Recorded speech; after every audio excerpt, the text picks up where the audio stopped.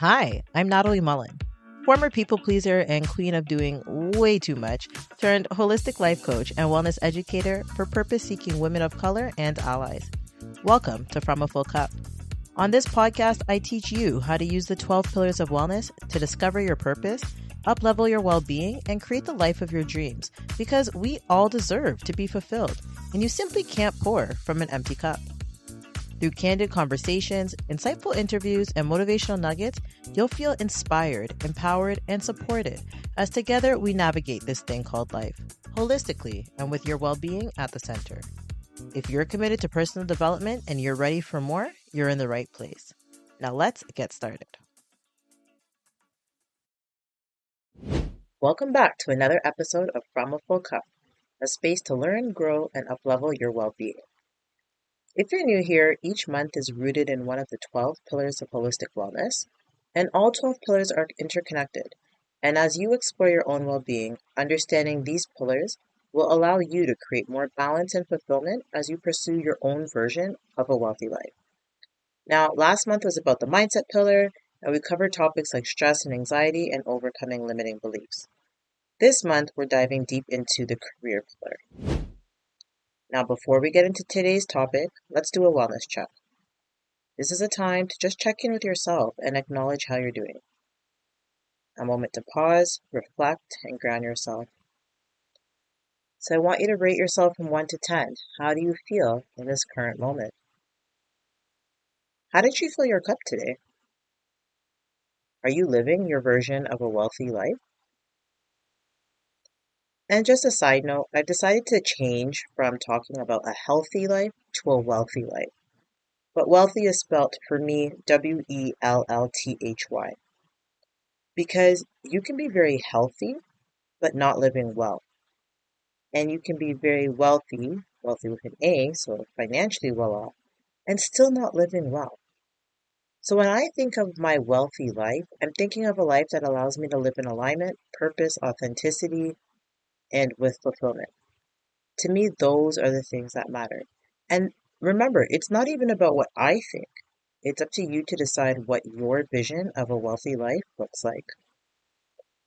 So as I mentioned, the theme for this month is careers, and it's intentionally the second pillar I'm covering because the vast majority of my coaching clients, as well as friends and people I talk to, all have in common a strong sense of unfulfillment or happiness in their current career situation. Not everybody, but a lot of them. And career dissatisfaction and then the ripple effects from that is the most common reason why someone actually hires a life coach. And it makes sense that careers are such a big deal for so many people, given that we spend so many hours of our lives at work. Some studies actually estimate that we spend over 90,000 hours of our lives working. That's a whole lot of hours. So how sad is it if we're giving so much of our time, a non-renewable resource, and not feeling fulfilled? It doesn't make sense. It's not worth it. Not to me, at least. I also guarantee you that if you score low in the career pillar, it's definitely impacting and lowering your score in other pillars as well. You can always take the test in the show notes to see how your well-being score is in each of the 12 pillars. So I've had two major experiences that have impacted my career pillar. Actually, I'd say three. The first one was when I was a teacher for the first time. So that was the first real career job that I got after university, and I really enjoyed my job. I loved my students, and you know, it was good. And I thought I was going to stay there for years, maybe even until retirement. I don't know what I was thinking because it only ended up being 4 years. Because I decided to start my own business and I opened up a random bubble tea business in Antigua, a tiny little island that never had bubble tea there before. And so it was kind of cool to bring a new product to the island, and I just had a lot of fun, and I just wanted to try something. I just wanted to see how it would work, if it could work in Antigua. Could I change the culture to be accepting of it? And I was trying to balance it. It started off as a side hustle. So I was trying to balance it with my full-time job, but honestly, working 7 days a week can only happen for so long, at least for me. It was just too much. It wasn't sustainable. So eventually I decided I had to leave my teaching role so that I could just pursue this crazy dream that I had. Because one thing about me, I just want to live with no regrets. I do not want to be a person who sits there and wonders, what if I did this? What if I did that? I would rather do it and completely fail and then just know, okay, well, Natalie, that's not a good idea. Instead of always just wonder, because you just never know. I think that's actually something that haunts a lot of people is the idea that they just never even tried.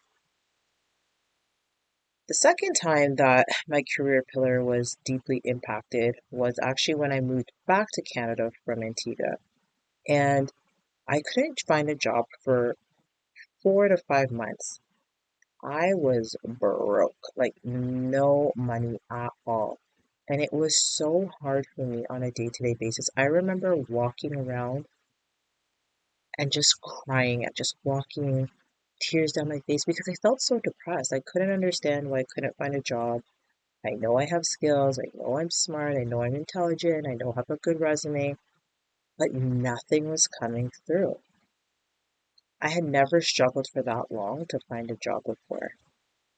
So there was a deep sense of dissatisfaction and also just it made me question for a second, like, what's wrong with me? Am I good enough? Why aren't people seeing my value? The third time my career pillar was mainly at it. The third time my career pillar was majorly impacted. Guess what? I was a teacher again. So after I moved back to Canada, I think the next year I was able to get back into teaching. And to be honest, teaching because that's the job that I knew. And so sometimes you just go back to what you know. And that's the good thing about teachers is that you have that experience. And so it was easy. Actually, it wasn't that easy for me to get back, but I did get back into teaching. But as I went through it, I just realized it just wasn't quite what I wanted.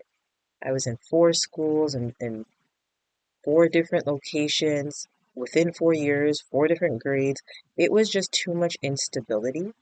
And that wasn't what I wanted for myself. To be honest, I actually never really wanted to be a full-time teacher. I always wanted to be a substitute teacher or a supply teacher because then I would have more freedom and I'd be able to make my own schedule and choose when I want to work.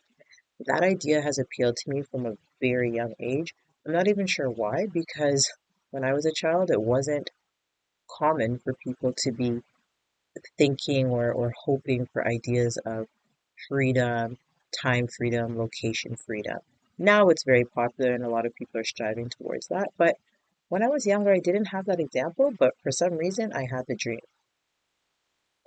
Anyways, now back to this last job. So I was in a kindergarten class, and I really do love young people, but goodness gracious, kindergarten is absolutely not my ministry. The way my patients is set up, it's just not set up for that age group in large amounts. And so not even, and it wasn't that it was all bad. I just wanted to do other things. I wanted to work in the wellness space. I had gotten my wellness coaching certification. I was doing the coaching on the side, but I just wanted to do more things with wellness because I believe in wellness and I love talking about well-being and I love helping people in this area. And so I'm just passionate about it and I just have a general interest. And then I knew that I also wanted to work in the tech space. There was a lot that just intrigued me in terms of the structure, the format. I think in terms of just always being innovative. I liked the idea of working with a younger company, so more of that startup vibe, because you can just learn so much and there's so much opportunities there. I also knew I wanted to work from home. I was not trying to be outside commuting in the Canadian winters because if you know me, I do not do well with cold weather at all.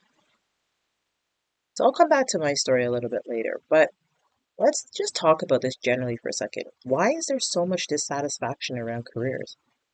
In theory, it should be simple. Go to work, do your job, come home, enjoy your personal life, go to sleep, wake up, rinse, and repeat 5 days a week. But realistically, it's not that neat and tidy for so many people. First of all, due to the cost of living and demanding work environments, Some people put in way more than 8 hours a day, and they might even have two or three jobs just to pay the bills. Careers do fill many different purposes. One, obviously pay the bills. Two, provide for your family or just yourself. Three, allows you to be productive with your time. Four, allows you to use your skills. Five, allows you to be passionate and creative and contribute to something greater. Like, how does that list sit with you? Are you able to shake your head yes to everything? I just found that even as I was doing research for this episode, there are some specific factors within careers that cause people stress and dissatisfaction. And so this is with the actual job itself. And that might be things like job ambiguity, frequent turnover, poor management, lack of career advancement, poor onboarding and training, lack of relationships and sense of belonging, and lack of meaningful contribution. And I mention this because sometimes we're dissatisfied, but we can't figure out why. Like, we can't name what the actual problem is. But language is really important and it's really powerful and it's really insightful. So we need to understand, what is it about the job that we're not satisfied with? And it can go the other way too, because I don't want this episode to just make it seem like every single person out there in the world is dissatisfied with their jobs, because lots aren't, including myself. There's lots of us who do like the work that we're doing. So even in the same way, think about why you do like your job. That's really important information for you to have. And then besides the direct satisfactions with the job, there's also indirect satisfaction or indirect challenges. So one of them is that a lot of people just don't like the job that they're in. And then there's a lot of people who just feel unfulfilled. And so what I would say is, ideally, it would be nice if you can find a job or a role where you feel fulfilled at work. But truthfully, that doesn't happen all the time. And if it doesn't happen for you, that's actually okay. You don't actually need to have fulfillment from your work. You can even have fulfillment outside of your work. And there's going to be an episode later on this month where I speak with Lola, and Lola was actually talking about that. So stay tuned for that episode. But sometimes the fulfillment comes outside of work, and your job is really just allowing you to live, right? And to pay your bills and to feel that security and stability. So it still serves a purpose.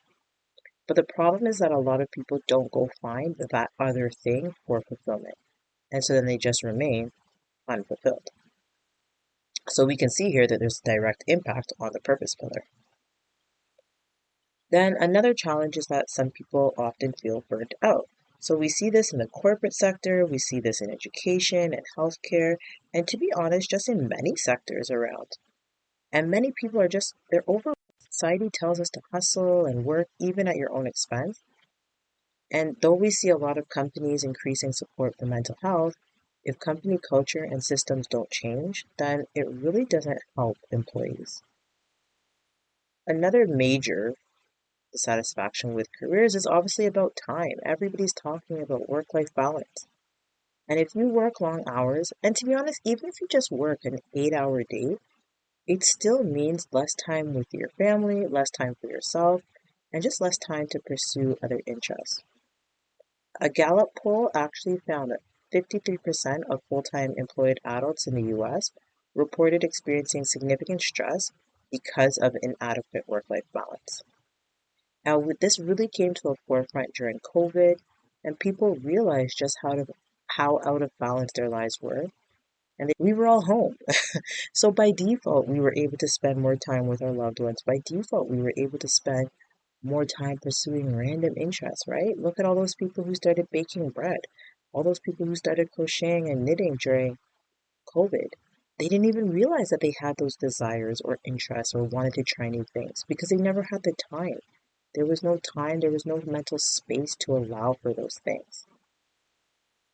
I remember once I was asked on a podcast that I was a guest on, what societal change would I like to see for collective well-being?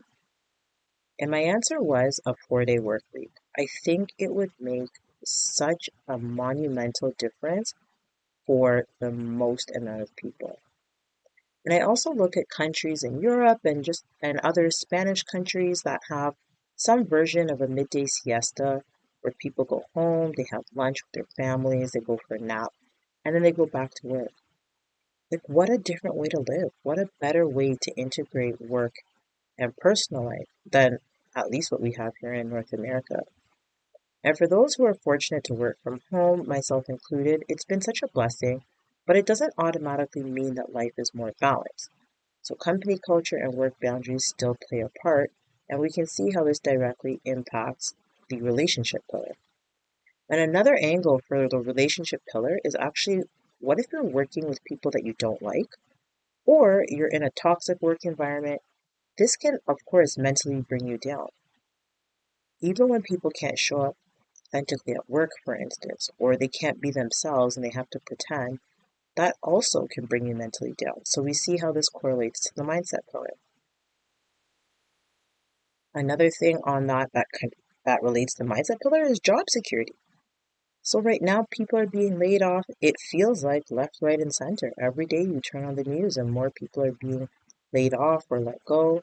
And think about how that impacts someone's thoughts and stress level and that heightened state that they're going to work with every day, wondering if today is going to be their last, wondering how they're going to pay their bills and put food on the table and provide for their families.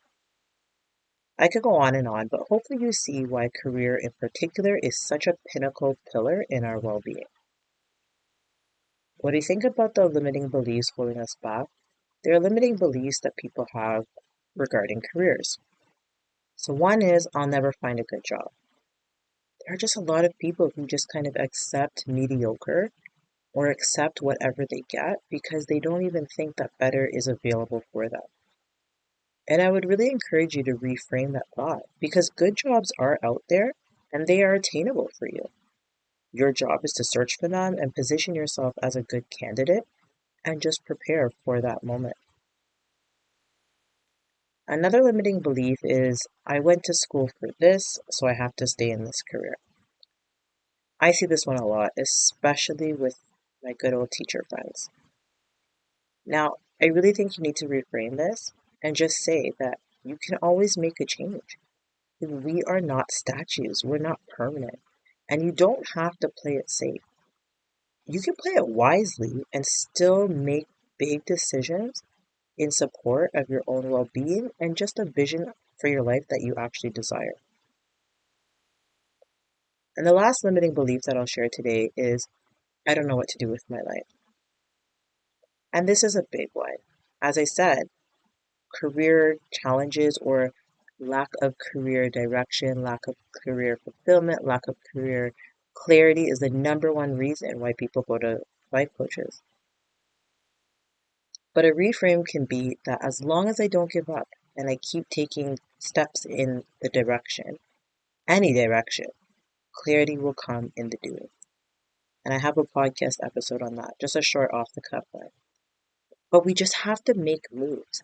If you just stay in the same job and you never even like look to see what else is out there, you never apply for anything else, you never mention to someone that you're interested in another field, how in the world are you ever going to get more of an understanding as to what you should do next? Have you ever thought any of those thoughts before?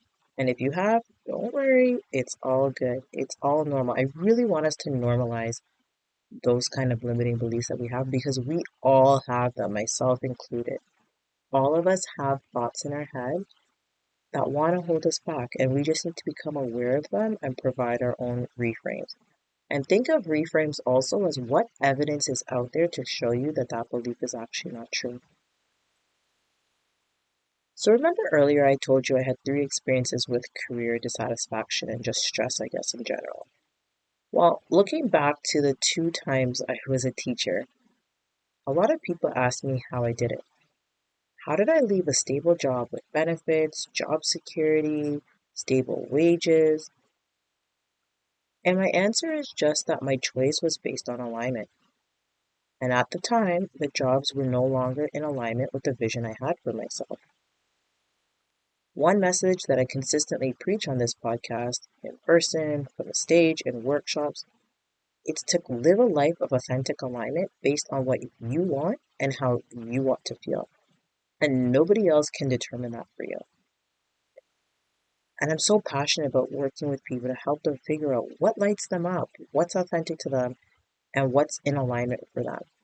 And I'll say that I've spent a lot of time doing this work for myself. So I have a very, very clear understanding of the things that I want out of life and how I want to feel. And sometimes it evolves and it changes over time, but I'm always asking myself this question. And I'm always coming back and noticing what the answers are. So I would encourage you to do the same. Now let's take a moment to focus on disruptive wellness.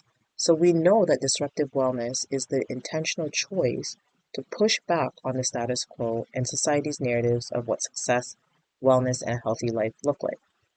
I have two questions I want to ask you, and there's one rule. You cannot describe your job role when you answer these questions. The first one is, who are you? And the second one is, what brings you fulfillment? Now let's talk about practical strategies that we can use in support of our career pillar. So the first strategy is to outsource things. If you're a full-time worker, chances are there's been times where balance has not been easy in your life. So I want you to consider how you can outsource certain tasks or even get more support. Here are a few ideas to consider. A house cleaner, laundry service, meal kits, grocery delivery, babysitter, personal assistant.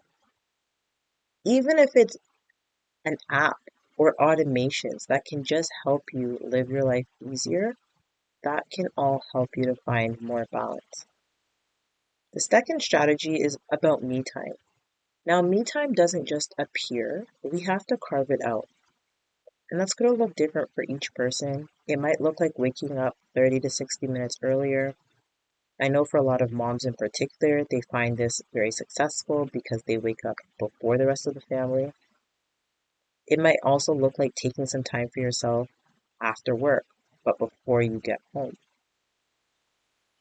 I know a lot of people that rush from work to home and then they complain that they're so tired when they get home and that their kids need them. And I'm like, you could have stopped somewhere first, right? Like, you could have gone to the coffee shop, or you could have gone to the park, or you could have just sat in your car and had some time to yourself before you rushed home. So that's something that you might want to consider. And you can choose how you use that time, whether for reading, journaling, working on a side hustle, praying, meditating, working out, whatever is restorative and enjoyable for you. The third strategy is to explore alternative career paths. So if you're considering a career change, take the time to research different industries, roles, and just see what else is even out there. And I think LinkedIn is so good for this, just as a place to be inspired, not just by people you know, but also people you don't know. And then you can learn about new fields, new industries, new jobs. There's just so much excitement in the LinkedIn world. The next strategy would be to see what's working. And I kind of touched on this one earlier, but maybe you're like me and you love your job. And if so, I want you to think, what do I like about this job? Is it the role in the work? Is it the company culture? Is it the flexible hours and remote environment? Is it your manager or your team?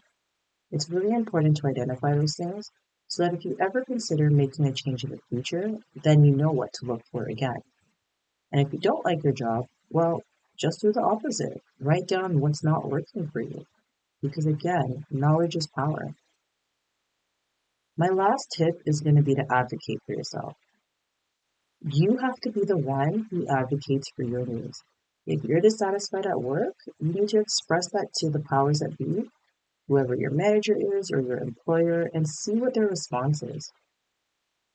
And if you feel like they are not making changes in support of your well being, well, then that gives you information and it's time to start looking for something else. Let's just say it's a situation where you need a specific set of tools or certain processes or a certain way of communicating in order to be able to do your work better, then say so. And also establish work boundaries. Boundaries around how people can access you, when they can access you, what they can access you for. If there are issues within your role, then suggest potential solutions. And if you want a promotion or a new opportunity, then let it be known. Ask how you can get more deeply involved or be given more responsibility. Maybe you can collaborate with other teams or volunteer to work on special projects. Whatever gets you closer to the vision you have for yourself, do what needs to be done. Today's call to action is a journal prompt. I want you to imagine your dream job without any limitations or with all the possibilities in the world. What would you be doing and why does that appeal to you? Now we move to the pillar check segment. What other pillars are being impacted by your career? If you feel constantly stressed because of your workload or you have a toxic work environment, this directly impacts your mindset pillar. If you work long days at a desk job or work remotely, it's very possible that your body pillar is being impacted by lack of meaningful movement and exercise. If you skip lunch breaks because there's too much work to do, then your food, water, and rest pillars are all impacted.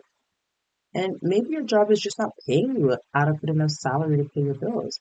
Well, then your finances pillar is being impacted. The point here is to remember that wellness is interconnected, so we need to use a holistic view to make meaningful change in our lives.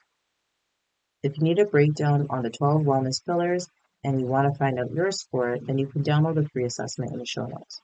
And if you want to talk through your results, send me an email. I'd be happy to chat.